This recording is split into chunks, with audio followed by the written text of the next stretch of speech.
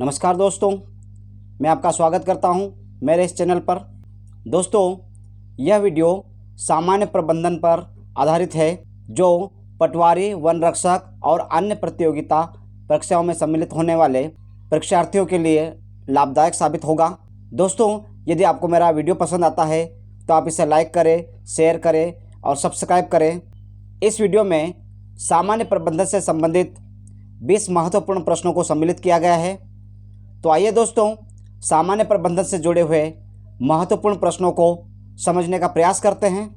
प्रश्न 1, सामान्य प्रबंधन का जनक किसे कहा जाता है? इसके विकल्प है Henry Fayol, F.W. Taylor, J.D. Edward या इनमें से कोई नहीं। इसका सही विकल्प है 1, हेनरी फेयोल। प्रश्न 2, एक मशीन के क्रय करने पर किया जाने वाला व्यय क्या कहलाता है? इसके विकल्प है लागत व्यय, साख व्यय, पूंजी व्यय या क्रय लागत। इसका सही विकल्प है 3, पूंजी व्यय। प्रश्न 3, बाजार का अवलोकन करना किसका प्रमुख कार्य है? विकल्प 1, वितरण का, विकल्प 2, उपभोक्ता का, विकल्प 3, प्रबंधक का, विकल्प 4, विपणन का। इसका सही विकल्प है 4, विपणन का। प्रश्न 4, वैज्ञानिक प्रबंधन का जनक कौन है? इसके विकल्प है 1, हेक्सर, 2, F.W. टेलर, 3, लूथर गुलिक, 4, हेनरी फेयल। इसका सही विकल्प है 2, F.W. टेलर। प्रश्न 5, शक्ति का एक ही केंद्र में स्थापित होना निम्न में से क्या कहलाता है? विकल्प है विकेंद्रीकरण, एकीकरण, केंद्रीकरण या विस्तार। इसका सही विकल्प है 3, केंद्रीकरण। प्रश्न 6, विपणन की प्रतिष्ठित विचारधारा के समर्थक निम्न में से कौन थे? विकल्प 1, पाइल, विकल्प 2, टांसले, विकल्प 3, क्लार्क, विकल्प 4, उक्त सभी और सही विकल्प है 4, उक्त सभी। प्रश्न 7, श्रमिक कार्यशाला प्रबंधन के जनक कौन है?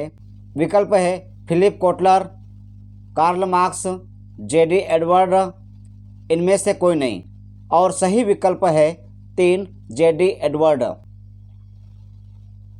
प्रश्न 8, प्रबंधन में न्यूनतम लागत के साथ कार्य करना क्या कहलाता है? विकल्प है 1, कार्य क्षमता, विकल्प 2, दक्षता, विकल्प 3, प्रभावशीलता, विकल्प 4, उपयोगिता और इसका सही विकल्प है 2, दक्षता। प्रश्न 9, फिलिप कोटलर ने निम्न में से किस शब्द का प्रतिपादन किया? विकल्प 1, प्रबंधन, विकल्प 2, विनिमय, विकल्प 3, विपणन मिश्रण, विकल्प 4, उपभोग।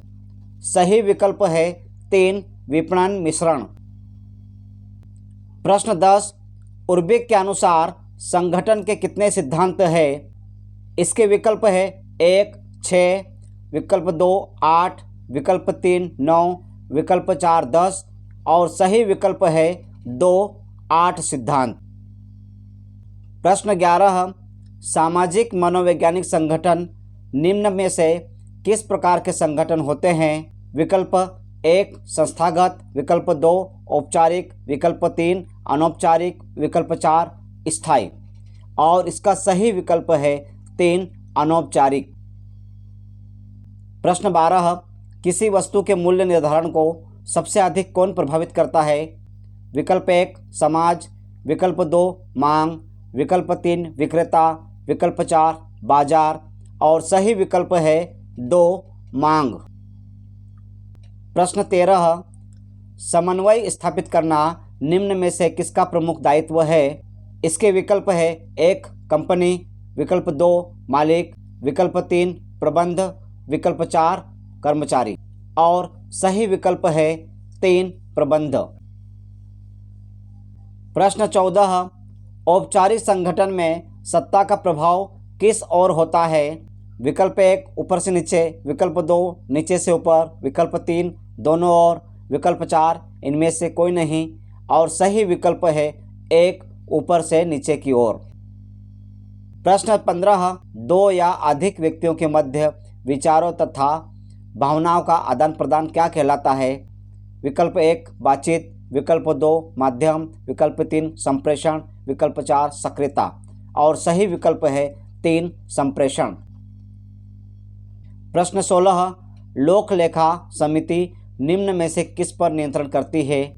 इसके विकल्प है 1 व्यक्तिगत वित्त, 2 लोक वित्त, 3 प्रशासनिक व्यवस्था, 4 कानूनी प्रक्रिया। इसका सही विकल्प है 2 लोक वित्त। प्रश्न 17, प्रबंध वही जो प्रबंधक कार्य करता है, यह निम्न में से किसका कथन है? विकल्प 1 लुइस एलन, विकल्प 2 कार्ल मार्क्स, विकल्प 3 एडवर्ड, विकल्प 4 टेलर। और इसका सही विकल्प है 1 लुइस एलन। प्रश्न 18, नीति निर्धारण करना किसका भाग है? विकल्प 1 सूचना अधिकारी का, विकल्प 2 व्यवस्था का, विकल्प 3 प्रबंधन का, विकल्प 4 नियोजन का। और इस प्रश्न का सही विकल्प है 4 नियोजन का। प्रश्न 19, मजदूरी कोष सिद्धांत का प्रतिपादन किसने किया? इसके विकल्प है 1 जे.एस. मिल, 2 पिगू, 3 फिशर, 4 कार्ल मार्क्स। और सही विकल्प है 1 जे.एस. मिल। प्रश्न 20, प्रशिक्षण निम्न में से किसमें वृद्धि करता है? इस प्रश्न के विकल्प है 1 ज्ञान, 2 कौशल, 3 अनुभव, 4 उक्त सभी। और सही विकल्प है 4 उक्त सभी। दोस्तों, इस वीडियो में इतना ही। धन्यवाद।